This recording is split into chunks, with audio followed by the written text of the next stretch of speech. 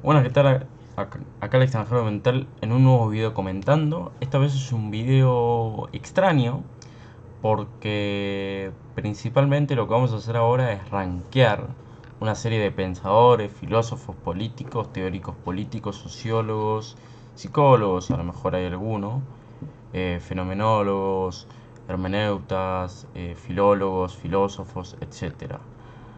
Por lo tanto, estamos ante un desafío de una doble concatenación. Por un lado, rankear al pensador y por otro, dar una breve descripción de su pensamiento. Por lo cual yo he decidido clasificar este ranking en, como pueden ver acá, no sé quién es, porque la verdad no, hay algunos autores que no conozco, paupérrimo, es decir, la peor clasificación. Algunos que yo considero que retrocedieron la filosofía y que han intentado aportar pensamiento, pero han terminado haciendo lo contrario, como por ejemplo Derrida o Wittgenstein. Pensadores malos, normales, que tuvieron un paso por la filosofía que no retrocedieron, pero tampoco han hecho un avance gigante al nivel de Kant, Platón, Aristóteles, Santo Tomás o San Agustín, como por ejemplo Bertrand Russell.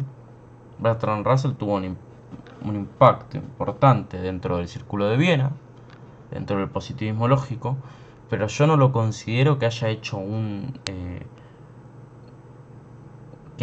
sistema filosófico a considerar al mismo nivel de Spinoza, Descartes, Malebranche o Leibniz, por ejemplo, ¿no? Bueno, acá están los pensadores buenos que han innovado en diversos campos disciplinarios diferentes, que han hecho aportes innovadores o comentando otras ideas o aportando nuevas visiones. Una Weltanschauung, como diría Humboldt, ¿no? Bueno, acá están los pensadores muy buenos, que son aún superior a los buenos, como por ejemplo Fichte, ¿no? Fichte vendría a ser un pensador muy bueno. Eh, Goethe, Schelling, los romanticistas alemanes son muy buenos. Bueno, los maestros, acá iría Leibniz, Descartes, ¿no? Hume. Y bueno, ya en los más importantes, ahí, bueno, Kant, Platón, Aristóteles. Que, ojo, con decir más importantes, uno no quiere decir diga que sean los más conocidos. Puede ser muy importante, pero como digo, pudo haber retrocedido a la filosofía, como hizo Wittgenstein. De hecho, Stephen Hawking en un libro, considera que Wittgenstein intentó eh, dar respuestas a preguntas que ya habían sido respondidas. Es decir, necesitó formular una nueva pregunta, o más bien una nueva indagación, como por ejemplo que los problemas de la filosofía son y parten de una mala interpretación del lenguaje, para intentar dar un aporte a la filosofía, ¿no? Pero bueno, yendo más allá y empezando ahora, voy a empezar por los que yo considero que son los más importantes, que creo que han dado al pie de lo que se necesitaba, ¿no? Y vamos a empezar primero con los filósofos de Largé, o los filósofos de la physis, ¿no? De la física. Por lo tanto, los voy a poner en muy importantes, o más bien en maestros, a Tales de Mileto, porque ha contribuido al campo de las matemáticas y ha llevado las matemáticas a Grecia desde Egipto, y bueno, ha aportado que evidentemente el principio de toda la naturaleza de- del mundo, ¿no? Es el agua, ¿no? Anaximandro acá, Anaxímenes, bueno, como bien saben, Anaximandro, si mal no recuerdo, o Anaxímenes, me puedo estar equivocando, proponían que el principio del mundo y de la naturaleza era el apeiron, ¿no? Que era el viento, ¿no? Barcelona de Lea es eh, de autores es Zenón de Lea aportado al estoicismo, por lo tanto no lo voy a considerar acá. Heráclito, y lo pongo con Parménides. Heráclito, bueno, básicamente la tesis de Parménides y Heráclito son bastante sencillas. Obviamente para una persona que no ha estudiado filosofía no lo es, ¿no? Tales decía eh, que también hay que decir algo, ¿no? Hoy la recepción que nos llega de las obras de los filósofos del Arge en realidad son una conclusión y son una relectura de la visión que había dado Platón sobre ellos. Por ejemplo, Heráclito no es que decía todo fluye o Parménides que decía todo está quieto. No, Heráclito decía todo es uno y lo uno es todo. En tanto que lo uno que constituye el todo, ese todo está compuesto de la unificación de los contrarios. En una serie de fragmentos que él da bueno, los fragmentos presocráticos, como bien saben, son en realidad fragmentos de libros que habían quedado lamentablemente se habían quemado, ¿no? Se habían quemado en el sentido de que cuando Aristóteles administraba la biblioteca de Alejandría, con la destrucción de la biblioteca de Alejandría se perdieron muchísimos fragmentos, entre ellos, o más bien escritos, entre ellos los de los filósofos del Arge, y también, como no, los de Aristóteles. Aristóteles, en realidad, la metafísica, eran 5 libros que después, o más, 10, 12, 10 libros, que habían sido recopilados por los árabes, más que nada la escuela de Bagdad, y lo habían introducido a la Baja Edad Media, ¿no? Por lo tanto, lo que va a decir Heráclito acá en uno de sus fragmentos es que la unificación, el todo está compuesto de la unificación de los contrarios, en tanto que lo uno es esa unificación, ¿no? Y él va a dar el ejemplo, claro, ¿no? De la lira y el arco, ¿no? Como uno necesita del otro y uno no existe si no existe el otro. Es decir, tiene que existir el uno para que exista el todo, ¿no? Estaba acá intentando encontrar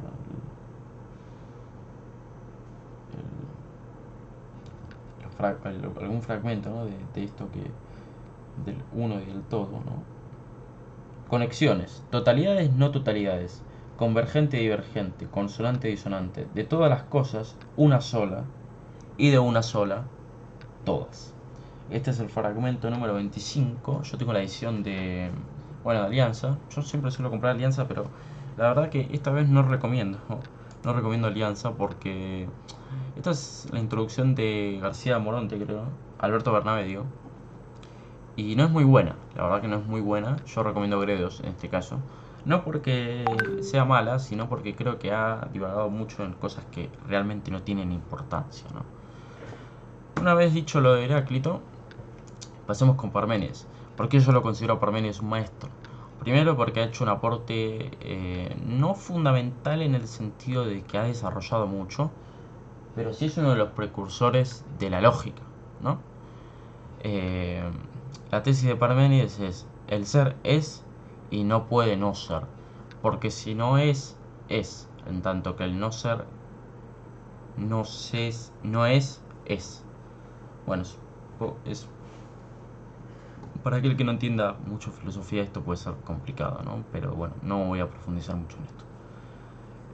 También, bueno, dentro de acá pondría Anaxágoras, que también es un filósofo del Arge. Y por último pondría a Empédocles, que ha unificado varias ideas de los filósofos del Arge. Básicamente lo que ha hecho Empédocles es unificar la idea de Parménides, de Heráclito y de Anaxágoras, si mal no recuerdo. Así que por lo tanto Empédocles va acá. Bueno, a ver, ¿por dónde seguimos? Es la gran duda, ¿no? Yo voy a poner acá Aristóteles, Platón, Demócrito. También lo voy a poner acá maestros, porque Demócrito es el precursor. Esto no... Bueno, Marx hizo su tesis sobre Demócrito, ¿no? Demócrito es el primer materialista, ¿no? Es el precursor del materialismo y es uno de los primeros, y más bien es el primero, que desarrolla la idea del atomismo, ¿no? De que el mundo está compuesto de átomos. Esto no tiene... Después, si van a querer leer a Russell, a Wittgenstein, sí puede tener peso en el sentido de que Wittgenstein dice que la totalidad del mundo radica en el conjunto de hechos y no de cosas, en tanto que ese estado de existencia de verdad o falsedad, el estado de existencia de una cosa depende de la verdad o falsedad de una proposición molecular que está compuesta de proposiciones elementales. Pero bueno, no tiene, no, tampoco viene al caso, ¿no? Simplemente para decirles que Demócrito tiene un peso importante porque además Marx hace una tesis sobre él, es decir, tiene un peso en el materialismo y en la historia de la filosofía en general. Iba a ir a Cicerón, pero no lo voy a considerar, lo voy a considerar más adelante. Protágoras.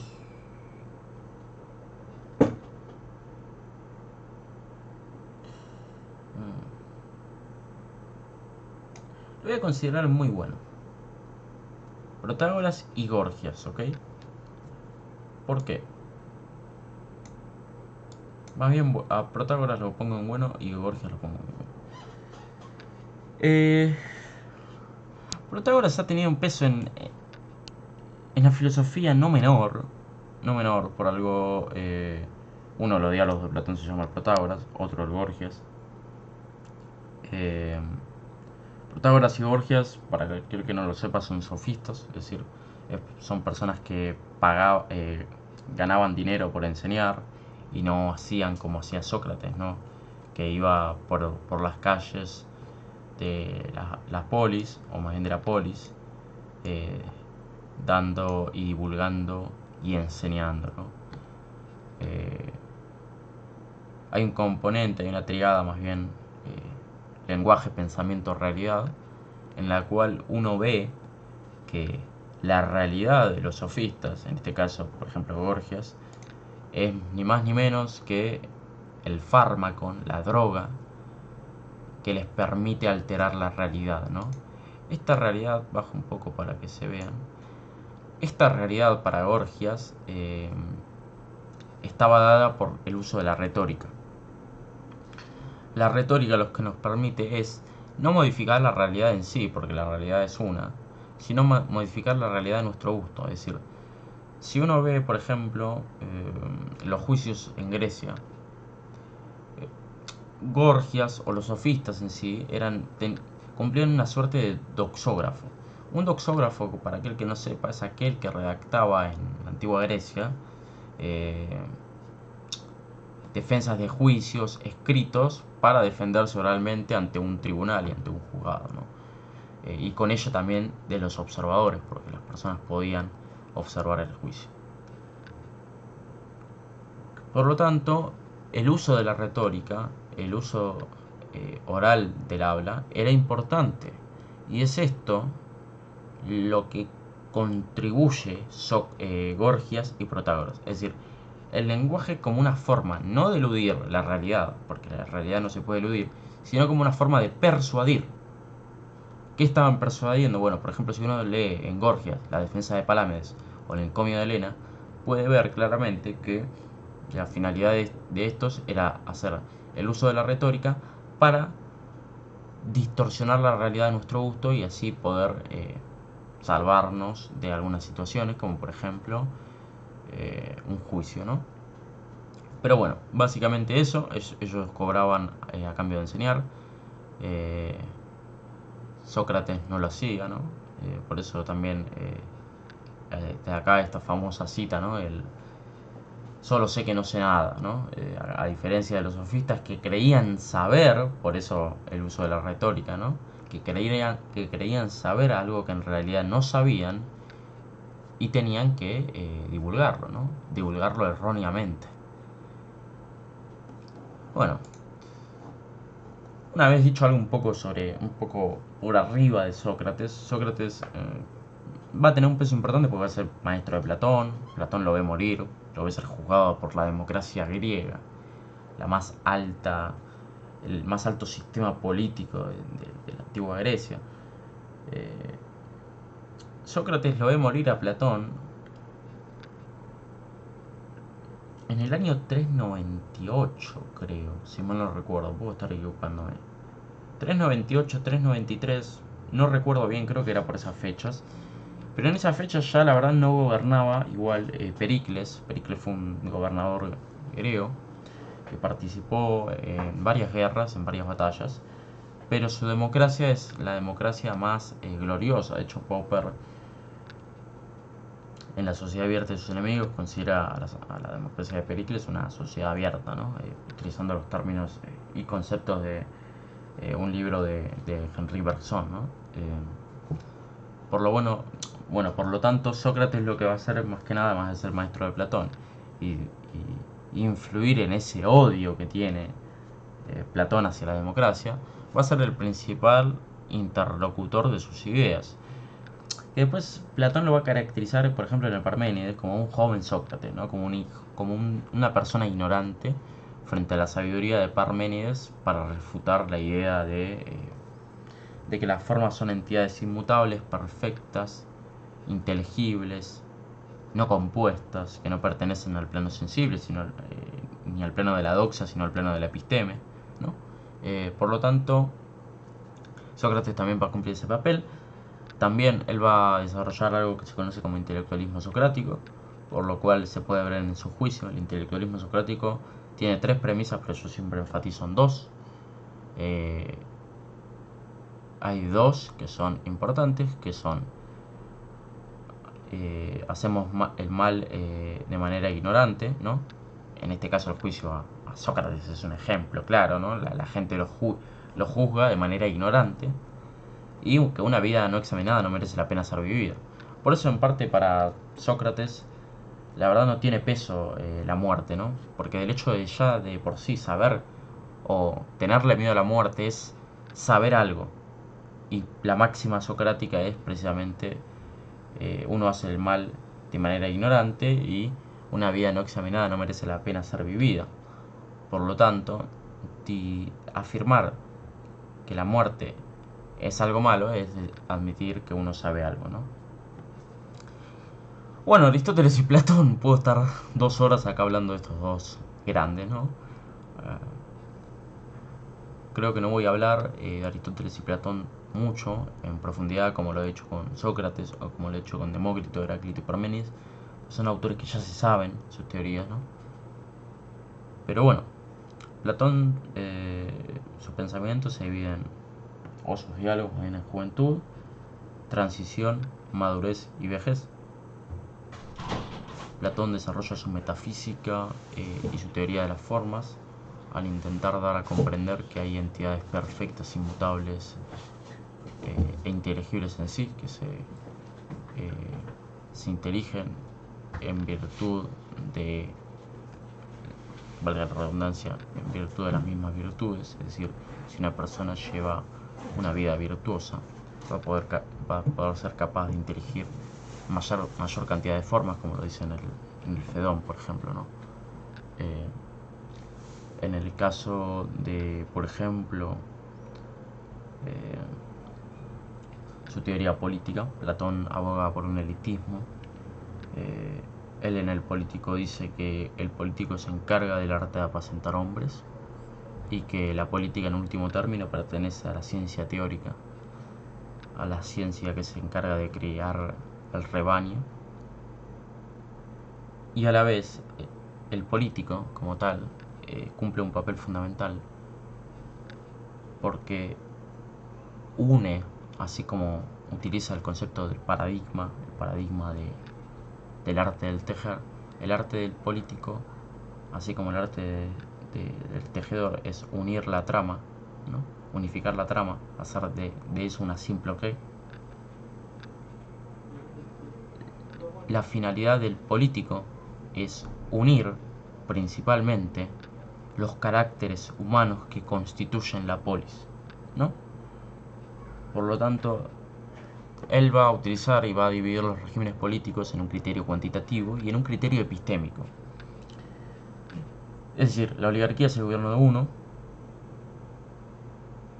que es, digo, la oligarquía es el gobierno de unos pocos, la monarquía es el gobierno de uno, lo que se opone a la monarquía es la tiranía, que es el gobierno de uno, lo que se opone a la oligarquía es la aristocracia, que es el gobierno de unos pocos, en tanto que esos pocos gobiernan según la habilidad o según la riqueza.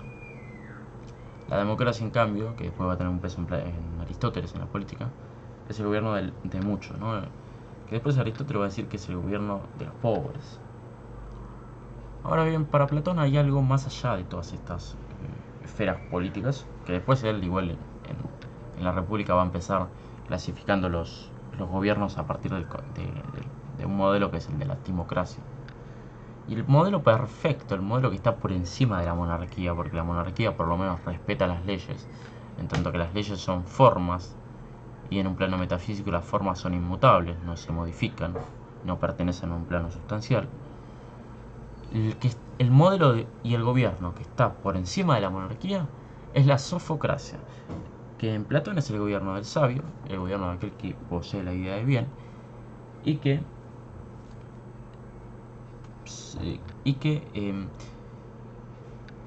llegó al final de la alegoría de la línea, que es poseer la dialéctica, poseer el conocimiento sobre la doxa y haciendo dominio de la verdadera episteme, ¿no? Bueno, Aristóteles. Aristóteles retoma las nociones metafísicas de Platón. De hecho, él empieza diciendo en la metafísica que que todos los humanos por naturaleza desean saber, es algo inherente del hombre. La idea de la ratio, después de lo que Kant va a denominar ratio sendi, ratio cognoscendi, que la finalidad de Aristóteles es indagar en las primeras causas, en las causas finales, ¿no? La ética nicomaquea indaga, por lo tanto, en las causas finales, que es la ética, es decir, el fin, el telos del hombre, que es la finalidad, que es la felicidad, que es la eudaimonía, que se da solamente a través del ejercicio práctico del alma en función de las virtudes morales e intelectuales, según Aristóteles. Estas virtudes morales e intelectuales están dadas efectivamente por la templanza, la comprensión, la sabiduría y por el conocimiento, ¿no?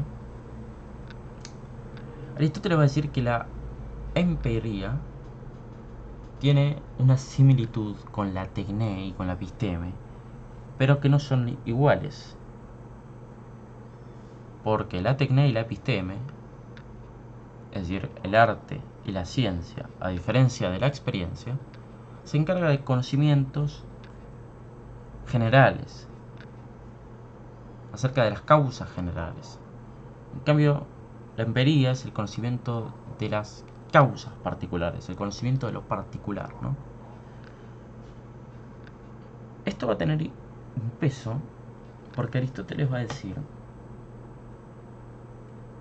que de poco sirve una persona que construye un edificio o aquel que dirige la construcción de un edificio, en tanto que vendrían a equivaler las causas generales, si no sabe levantar una pared, si no sabe tallar o más bien construir un muro, por ejemplo, ¿no? Que vendría a ser las causas particulares.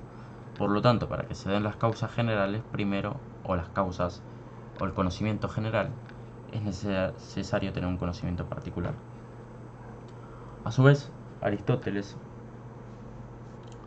va a definir en el libro quinto de la Ética Nicomaquea, qué es la justicia, qué es la política, que la justicia para él es, obviamente, no solamente el ejercicio práctico de las virtudes, en contraposición del exceso, el placer, la incontinencia, la brutalidad, sino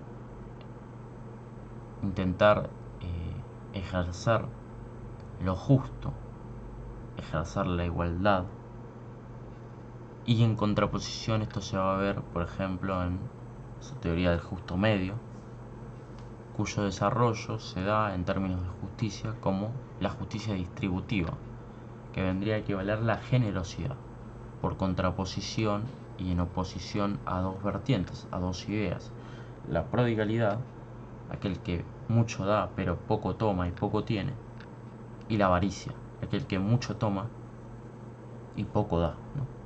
Por lo tanto, la generosidad, que en términos de justicia es la justicia distributiva, es lo que equivale al término medio en Aristóteles, ¿no? Aristóteles va a decir que solamente el que es capaz de enseñar es el que es capaz de conocer y de tener conocimiento sobre aquel que no lo tiene, que es el ignorante, ¿no? A su vez también va a definir la amistad como una de las más altas virtudes, y que la amistad tiene un componente fundamental en la benevolencia, ¿no? En el admirar a otro en virtud de él mismo y no en virtud de una unión que yo tenga con ese otro a partir de, por ejemplo, no sé, yo por ejemplo soy amigo de alguien porque nos une el gusto hacia, no sé, Heidegger, por ejemplo. No, yo tengo que amar a mi amigo no dependiendo de lo que nos guste, sino en gusto de él mismo, por benevolencia, ¿no? Va a decir Aristóteles.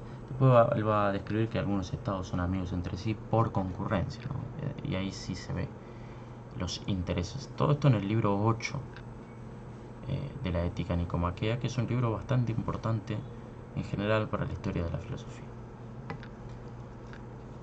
Una vez abordada la metafísica, también nos falta obviamente indagar en la deducción, la inducción, que bueno, básicamente es partir de causas particulares hacia conclusiones universales empíricas, partir de causas universales empíricas hacia conclusiones singulares, la deducción, la inducción.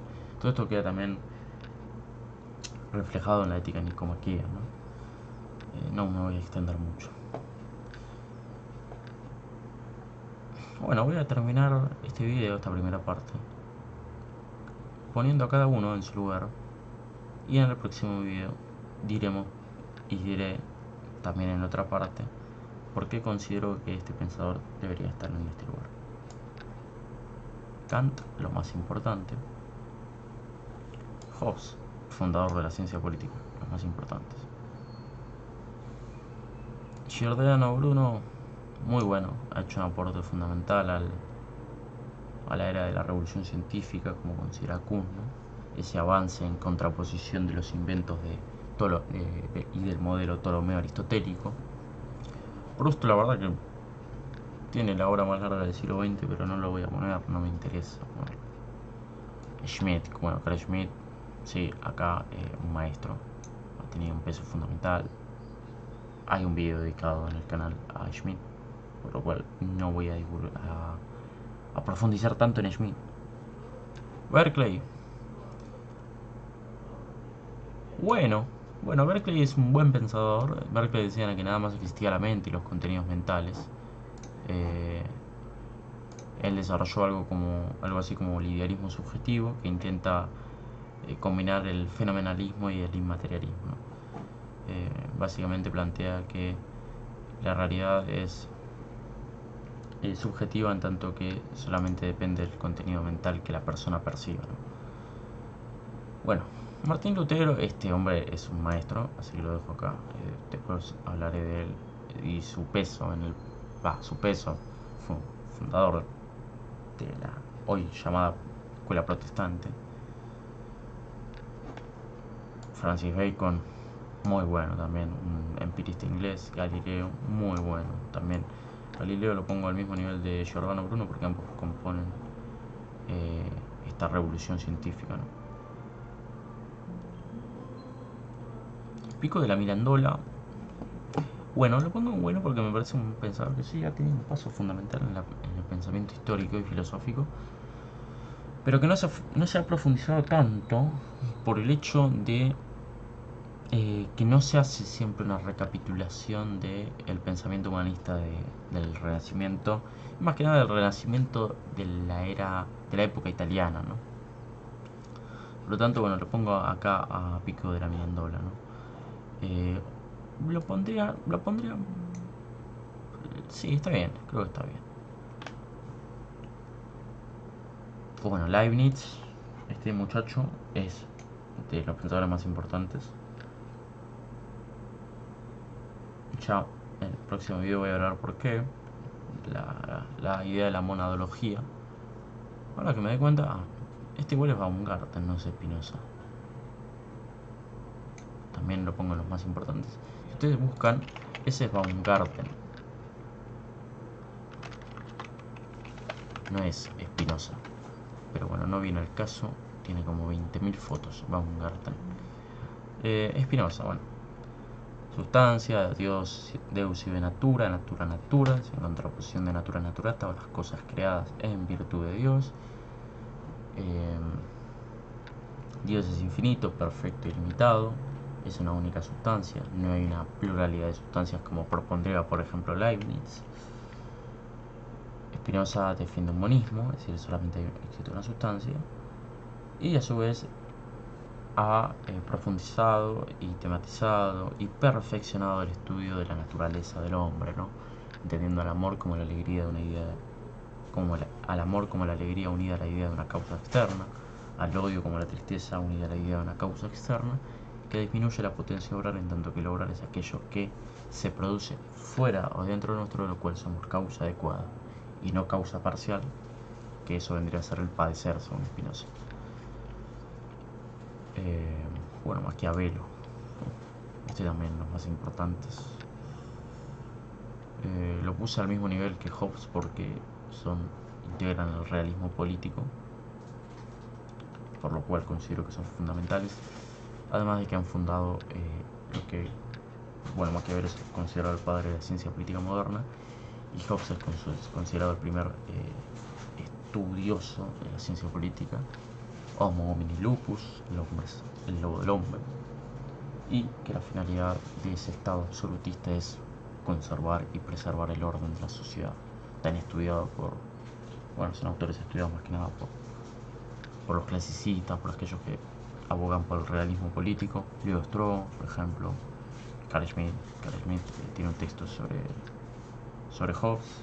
Leo Strauss también ha hecho comentarios sobre Maquiavelo. Por lo tanto los dejo ahí y en el próximo video voy a profundizar sobre estos dos autores que son fundamentales,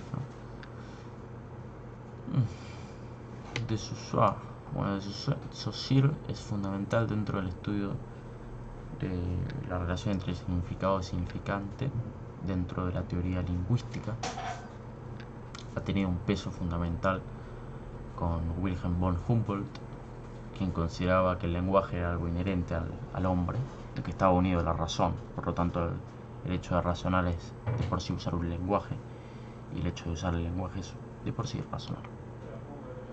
Por lo tanto, la finalidad de Humboldt en ese sentido sería construir una Weltanschauung, ¿no? Construir es lo que constituye y nos permite descubrir el mundo. Bueno, Lacan lo voy a poner paupérrimo. Derrida también lo considero paupérrimo. Esto después también en el próximo video voy a decir por qué. Locke lo considero bueno, por más que las constituciones modernas hayan adaptado su idea contractual, ¿no? Voy a decir por qué. De hecho hay una cierta contradicción en el segundo ensayo sobre el gobierno civil, donde él dice que todos los hombres nacen iguales y nacen libres, pero después contradice eso, aduciendo que, por ejemplo, los niños no nacen iguales, que en realidad esto ya está en Aristóteles, ¿no? Cuando Aristóteles dice en la Ética Nicomaquea, en el libro 8, que no puede haber una amistad entre un padre y un hijo porque el padre y el hijo no son iguales, y la amistad es entre iguales. Por lo menos para meter un poco a Aristóteles, ¿no? Montesquieu, bueno, este maestro es la división de sistemas políticos y regímenes políticos, viene en el libro 11 del Espíritu de las Leyes, que también Rousseau después lo va a retomar en una famosa expresión en el contrato social, donde dice toda acción referente al derecho, no,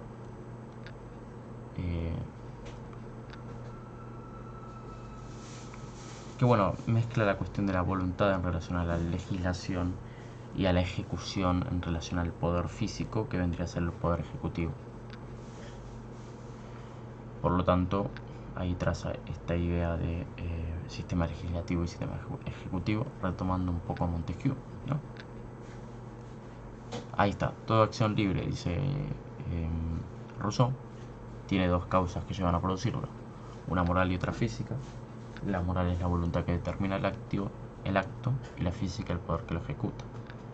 Estos volúmenes, decía él, creo, en el contrato social, se traducen en política a poder legislativo, es decir, aquel que promulga leyes y que examina que las personas puedan adaptarse a las leyes antes de proponerlas, y el poder ejecutivo que las ejecuta.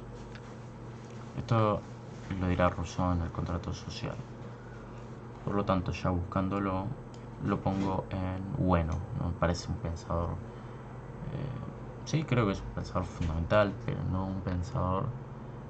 De hecho, se lo ha estudiado también dentro de la pedagogía. Él tiene un texto que se llama Emilio de la Educación, donde paradójicamente Rousseau había abandonado a sus hijos, ¿no? Pero bueno, eso no viene al caso ahora mismo. Pascal, bueno, Pascal la pongo en muy bueno. La apuesta de Pascal es fundamental dentro del pensamiento y de algunas corrientes teólogas, donde Pascal profundiza acerca de, bueno, esta idea de si Dios existe y creo en Dios, voy al cielo. Si Dios existe y yo no creo, no voy al cielo. Si Dios no existe y yo no creo en Dios, no pasa nada. Si Dios no existe y yo creo, no pasa nada, no voy al cielo. No pasa nada, más bien. Esta es la apuesta de Pascal, básicamente. Popper lo pongo en maestro porque ha hecho un avance grande a la filosofía de la ciencia. Ya igual tengo un video hablando de él. Igual Popper pecó de un error, ¿no? Aislar las teorías y no analizarlas en su conjunto, como va a proponer Lakatos, ¿no? Pero Popper tiene un peso importante, en tanto que considera que la ciencia avanza a partir de conjeturas y refutaciones, ¿no? Nosotros conjeturamos proposiciones, ideas, preguntas y las vamos refutando, y solamente la ciencia avanza a partir del error. Popper va a contradecir a Hume, que está por acá. Va a contradecirlo a Hume y va a decir que, bueno, para afirmar, por ejemplo, no sé, Javier Hernández es inteligente, Javier tal es inteligente, Javier tal es inteligente, por lo tanto, ergo, todos los Javieres son inteligentes, nunca se puede llegar a conclusiones universales en el área de la epistemología, va a decir Popper. Por lo tanto, para no caer en el verificacionismo del círculo de bienes, es decir, agregar hechos observables para corroborar una teoría, lo fundamental es falsearla directamente, es decir, contraponer una ciencia empírica a otra teoría, y si ésta es falseable, por lo tanto es ciencia. Y a partir de este criterio de marcación de ciencia o no ciencia, se establece lo que Popper denomina racionalismo crítico, ¿no? Bueno, Arendt, esta persona también, yo diría que es una de las pensadoras más importantes del siglo XX, si no es la pensadora más importante del siglo XX. Todo esto es a mi criterio, obviamente, al igual que Simon Weil, Arendt, banalidad del mal, mal radical. Hay un video en el canal sobre Arendt. Arendt se lo merecía, el análisis que hace sobre el totalitarismo sublime, sobre la revolución, retomando los estudios de Galileo, también son fundamentales. Por lo tanto, Arendt tiene que estar acá sí o sí, ¿no? También lo voy a poner a Giordano Bruno y Galileo acá. Siendo así, cierro por hoy. Nos quedarían analizando esto algunos pensadores del Renacimiento, de la Edad Media, de la Edad Moderna y la época contemporánea. Franz Brentano, por ejemplo, por los que veo acá, maestro de Husserl, Nietzsche, Kierkegaard, Schopenhauer, Marx, Feuerbach, Bentham, Comte, Estadios complejos, el fundador del positivismo, Hegel, Schelling, Fichte, Voltaire, Vico, fundamental dentro del pensamiento renacentista italiano, Nicolás de Cusa, pensador medieval, Pomponazzi, Tomás Moro, Calvino, también fundamental. Weber va a hacer un análisis excepcional y excelente en la ética protestante y el espíritu del capitalismo. Averroes, que tuvo una disputa con Santo Tomás, normal que lo pongan acá al lado. Esa disputa entre después lo que va a dar finalmente con el título de la obra de Kant en 1798, las disputas de las facultades entre la Facultad de Teología y la Ciencia, ¿no? Porque claro, Averroes era un matemático y es propiamente el fundador del averroísmo. Bueno, después falta Smith, Hume, Tomás, Agustino, San Anselmo, Zenón de Lea, Pitágoras, Xenofonte, Diógenes, Xenócrates, Epicuro, Zenón de Sitio, Cicerón. Cicerón también va a ir acá, los más importantes. El fundador del derecho natural, de que el derecho está integrado y es propio de la naturaleza del hombre, de la naturaleza humana. Plotino, neoplatónico, Giorgio Agamben. Ahí lo pondría en bueno porque lo único que hace es retomar los conceptos de Foucault y ampliarlos y ampliar la noción de la biopolítica en los campos de concentración, retomando algunos conceptos de Hannah Arendt, Horkheimer, Gramsci, Adorno, Habermas, faltan también. Gadamer, que este va a ir más importante, es el pensador más importante del siglo XX, ya que sin él no existiría la hermenéutica que tenemos ahora y tendríamos una visión propiamente nefasta de la posmodernidad, como la de Jacques Derrida. Russell, Wittgenstein, Pearson, Jaspers, Bodino, Donoso Cortés, Croce, Severino, Galimberti, Cassiari, Fusano. Bueno, veo bastantes nombres conocidos, algunos no tantos, y Descartes. Por lo tanto, esta clasificación va a quedar en el próximo video. Así que nada, espero que les haya gustado. Si es así, me pueden apoyar con un me gusta y nos vemos en la próxima. Hasta luego.